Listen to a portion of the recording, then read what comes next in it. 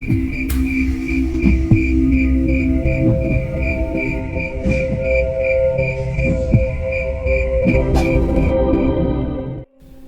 itu di sisi lain, Jamil, duda beranak dua itu sedang duduk termenung di ruang tamu rumahnya, ditemani cangkir kopi panas dan juga beberapa pisang goreng yang sudah dingin. Ia menatap lurus ke arah pekarangan rumahnya yang tampak gersang karena beberapa tanaman mati dan tidak terawat. Semenjak kematian istrinya, Lestari, Jamil malas untuk mengurusi tanaman-tanaman yang biasanya menjadi pelampiasannya saat ia merasa jenuh dengan kehidupan dan pekerjaannya. Aglonema berbagai jenis dan warna, dengan daun-daunnya yang berbeda corak, biasanya tampak segar karena Jamil rutin merawatnya. Tapi kini, tanaman itu mengering dan sebagian mati. Kematian Lestari benar-benar merenggut kebahagiaannya, apalagi saat ia melihat dengan jelas bagaimana wanita yang telah menemaninya selama beberapa tahun itu menyimpan rahasia besar dalam hidupnya. Kesetiaan yang berbuntut dengan pengkhianatan yang terekam jelas di kedua matanya. Rasa sakit itu benar-benar membekas di dalam lubuk hatinya.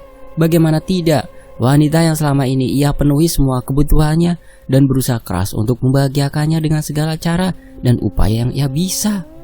Bekerja tak kenal lelah, dari mulai terbitnya matahari hingga senja menjelang. Lapar dan haus ia tepiskan, asalkan istri dan anak-anaknya bisa makan dengan layak dan hidup dengan bahagia. Kening legam itu mengerut, seperti sedang berpikir keras. Kedua jemarinya menyelipkan sebuah rokok yang masih membara dan mengumpulkan asap tipis.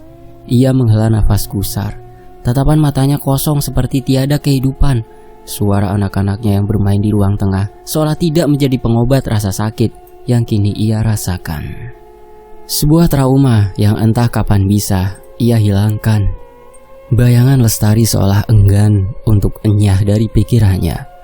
Wajah teduh itu, senyum manis yang selalu tersungging kalau ia pulang, pelukan erat dan hangat yang selalu diberikan, memberikan memori indah, tapi juga luka yang sangat mendalam. Mata lelah itu pun terpejam. Dadanya terasa sesak saat air mata itu tak mampu lagi ia tahan dan tumpah di kedua sudut matanya. Sesenggukan, laki-laki paruh baya itu menutup mulutnya agar suaranya tidak terdengar oleh anak-anaknya. Ia benar-benar terluka. Jika saja Lestari tidak melakukan perbuatan nakal itu, ia pasti menjadi laki-laki yang paling bahagia di dunia. Jamil meletakkan puntung rokoknya di atas asbak dan membiarkannya begitu saja. Ia tersentak saat melihat sebuah kendaraan roda 2 memasuki pekarangan rumahnya.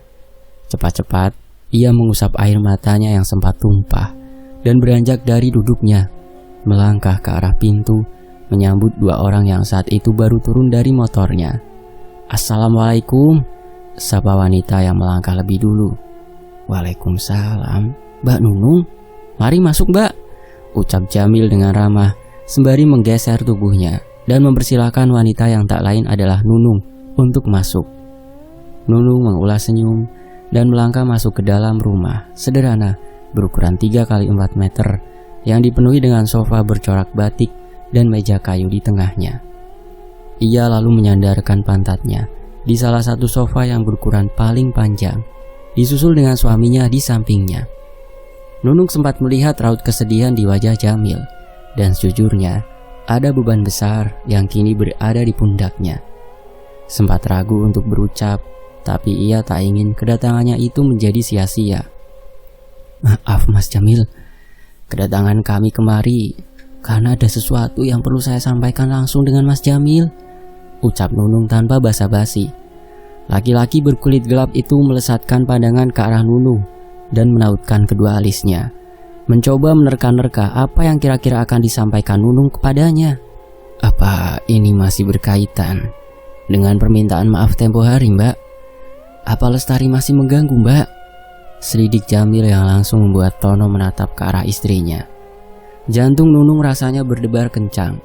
Ia berpikir sejenak, mengatur nafas, berusaha tenang agar apa yang akan ia sampaikan nanti bisa diterima oleh laki-laki yang berada di hadapannya itu.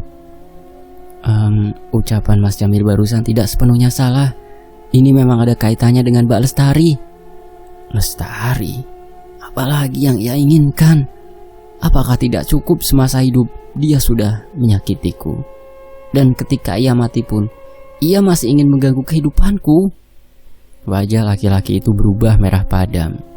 Tampak sekali jika laki-laki itu memendam kemarahan dalam dirinya. Mbak Lestari ingin meminta maaf kepada Mas Jamil. Ia sadar akan kesalahannya, dan saat ini Mbak Lestari sudah menerima ganjarannya di alam kubur bersama dengan laki-laki yang telah menjadi selingkuhannya. Kelopak mata laki-laki itu melebar, nyaris membuat mata bulat itu seolah akan terlontar keluar. Minta maaf? Setelah apa yang ia lakukan, apa kurangnya aku hingga wanita itu tega mengkhianatiku? Sampai mati pun aku tidak akan pernah memaafkan Lestari yang telah berselingkuh.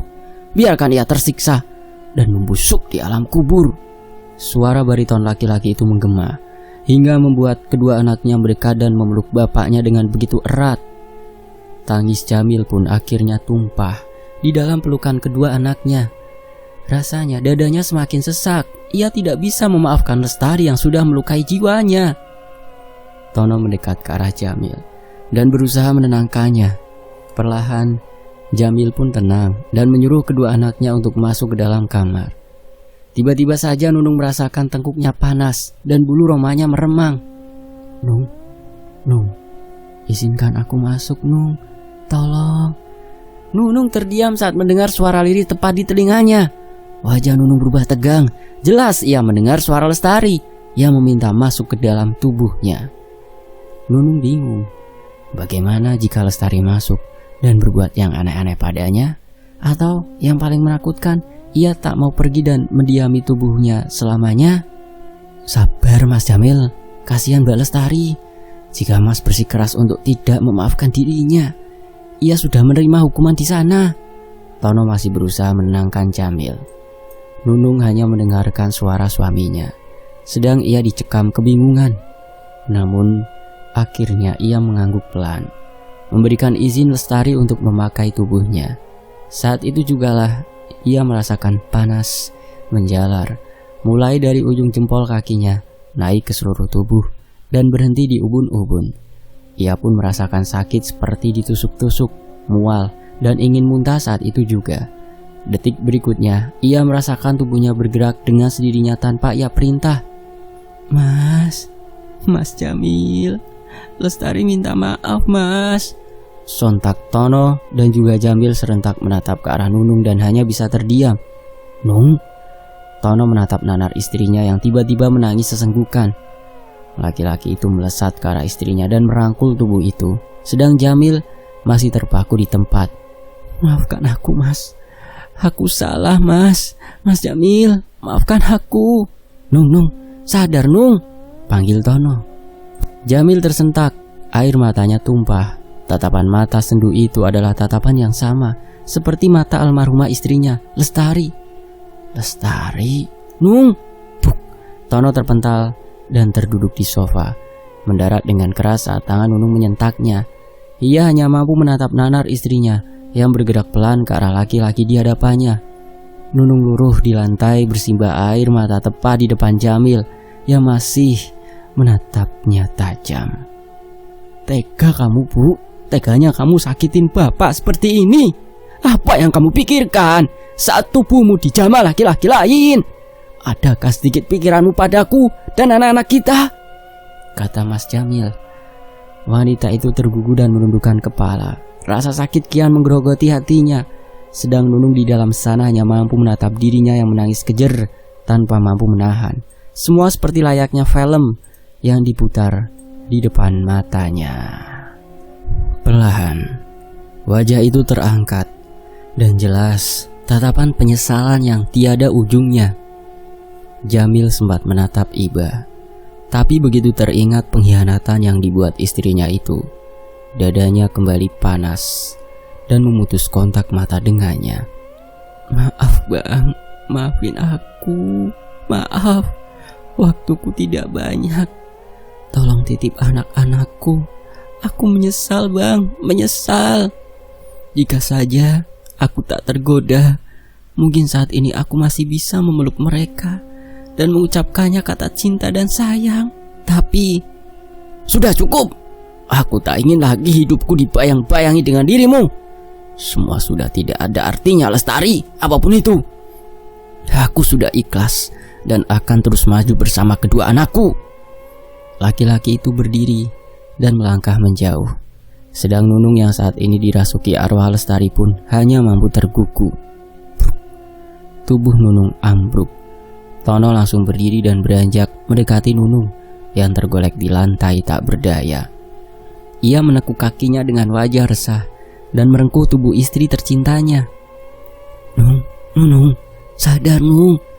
Tono menyeka air mata di wajah Nunung, sedangkan Jamil hanya bersedekap dan menatap dengan raut wajah marah. Ia masih belum terima dengan perbuatan Lestari. Meski tak ia pungkiri, ada rasa kasihan di lubuk hatinya saat ini. Dadanya naik turun dan nafasnya berembus kasar, sedang ritme jantungnya semakin tak beraturan. Namun Jamil segera tersadar dan menutup matanya, mengusap kasar wajah tuanya yang mulai disambangi keriput di beberapa tempat, terutama dahinya. Di ruangan berukuran 3 x 4 meter itu, Jamil akhirnya menghembuskan nafas kasar dan dengan sadar ia berujar, "Pergilah Lestari, jangan lagi ganggu aku dan anak-anakku. Urusan kita sudah selesai dan aku sudah memaafkanmu." Ruangan yang semula panas terasa lebih sejuk dengan angin sepoi yang tiba-tiba masuk dari arah pintu depan yang terbuka lebar. Mata Nunung mengerjap dan mendapati wajah suaminya berada di atas wajahnya dengan tatapan sedih dan gusar. "Nung, kamu akhirnya sadar." Wanita itu mengangguk pelan. Ia berusaha duduk, dibantu dengan suaminya. Sedang Jamil beralih ke belakang untuk mengambil secangkir air dan bergegas membawanya kembali ke depan. Ia menyerahkan gelas itu ke Tono, dan laki-laki itu pun langsung menyodorkan ke arah istrinya. Nunung dengan sigap menyergap air itu hingga tandas. Haus yang sejak tadi menjalari perlahan sirna, berganti kelegaan. "Nung, apa kita bisa pulang segera?" tanya Tono, tapi Nunung seperti tak mendengarnya. Kali ini Nunung terpaku dan menatap lurus ke arah pintu, di mana ia melihat Lestari yang tersenyum sembari melambaikan tangan. Wajahnya terlihat manis dengan kain putih yang menutupi tubuhnya. Wajahnya tampak bahagia, sedang laki-laki di sampingnya masih dalam keadaan telanjang dan wajahnya pun tampak gusar. Nunung menghembus nafas kasar. Tugasnya belum usai. Ia harus segera menemui istri dari arwah penasaran yang sejak semalam selalu mengganggunya. "Tunggu dulu Mas, masih ada satu hal lagi yang harus Nunung kerjakan." Nunung menyeka keringat yang mengucur di dahinya. Tubuhnya sebenarnya lelah dan sakit-sakit semua, tapi itu ia tepiskan. Mendengar bisikan-bisikan gaib yang sejak tadi menuntunnya, seolah mengerti, Tono membantu istrinya berdiri. Mereka menyempatkan diri pamit pada Jamil yang sudah terlihat lebih tenang dari sebelumnya. "Terima kasih Mbak Nunung sudah menjadi perantara untuk istri saya.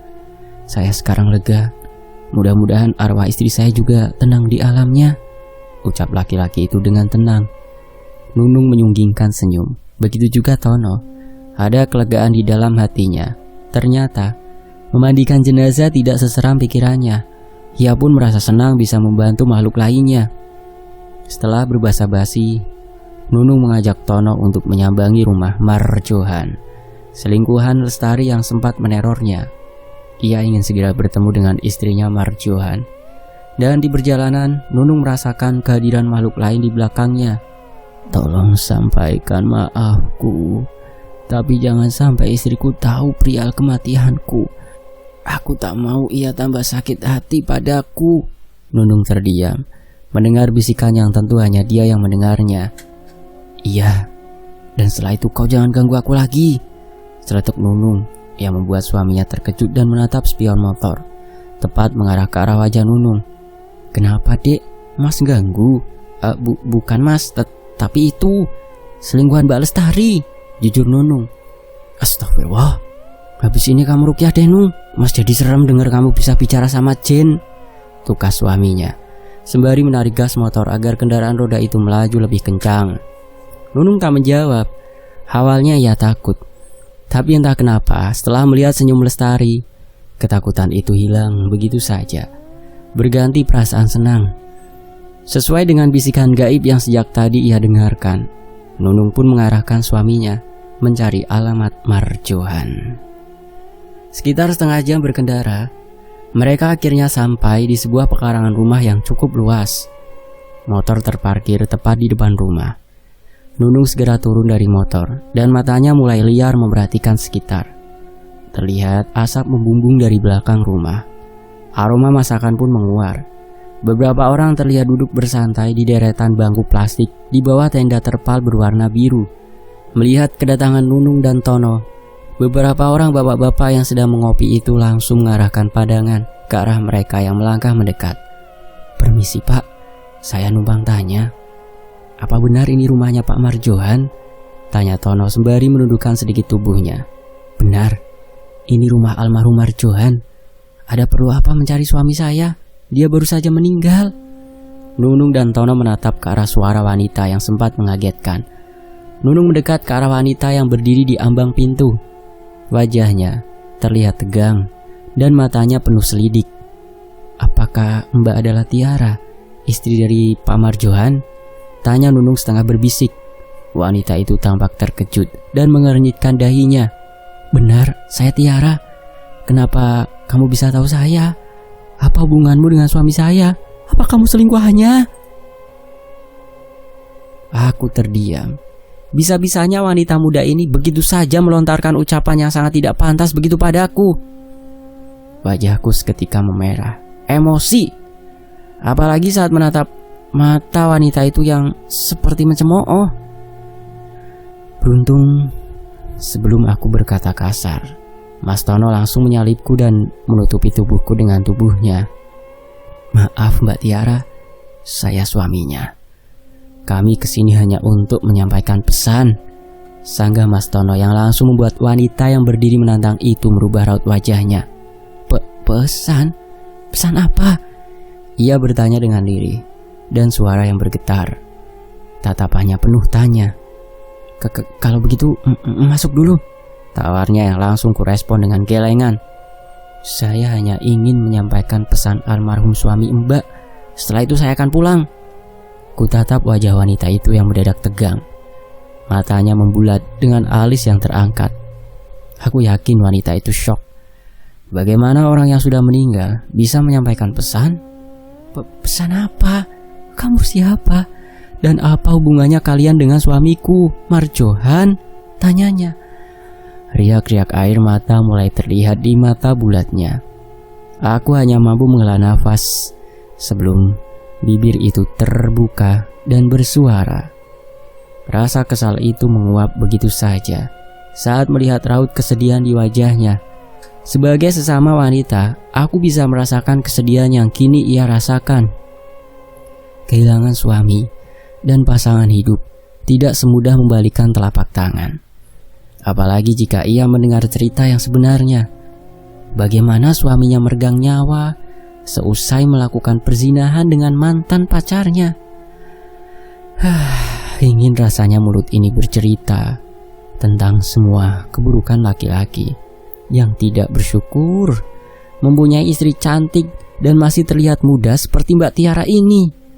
Tapi entah kenapa rasanya aku tak tega.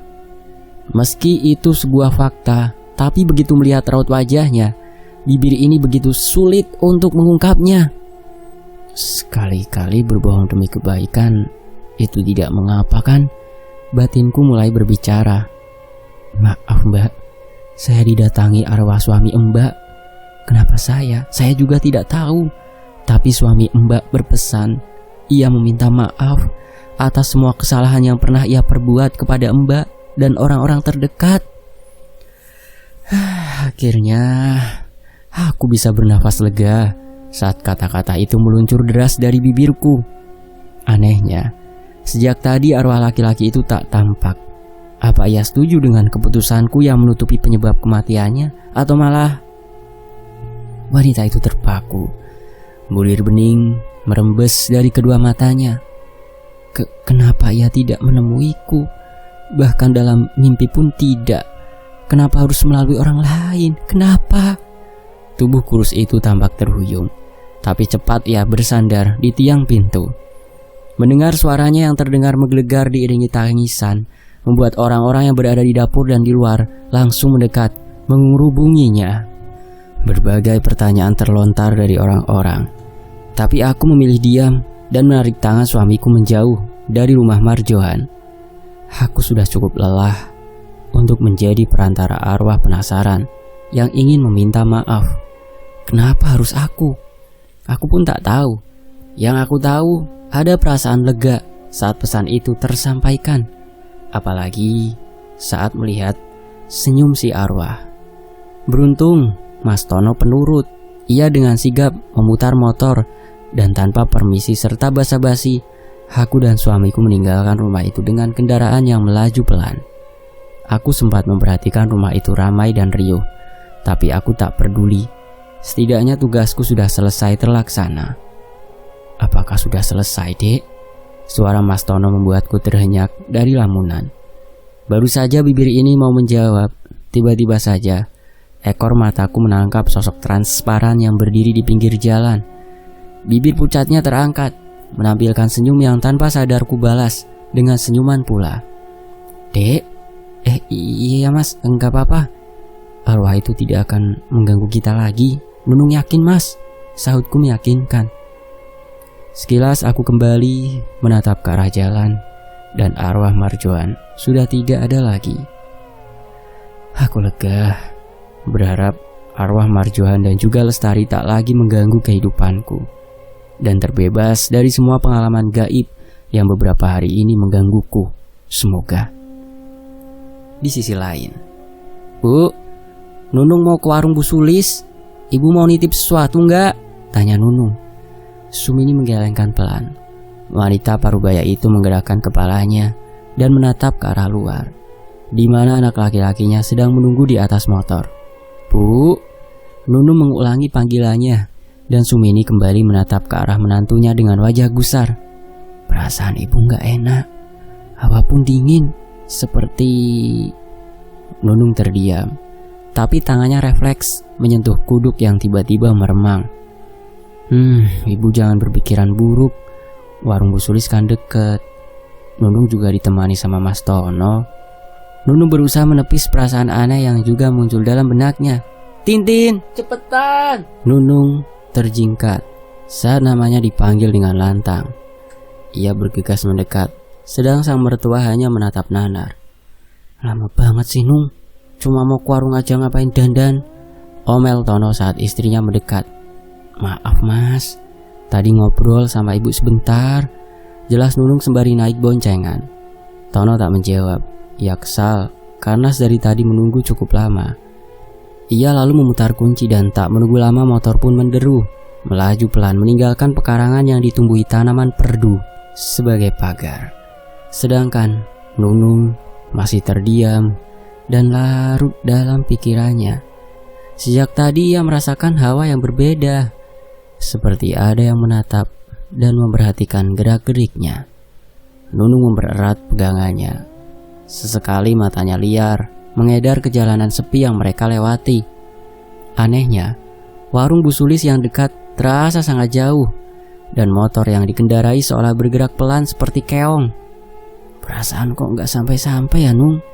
Tumben juga jalan di sini sepi, dan motor kenapa rasanya lambat banget jalannya?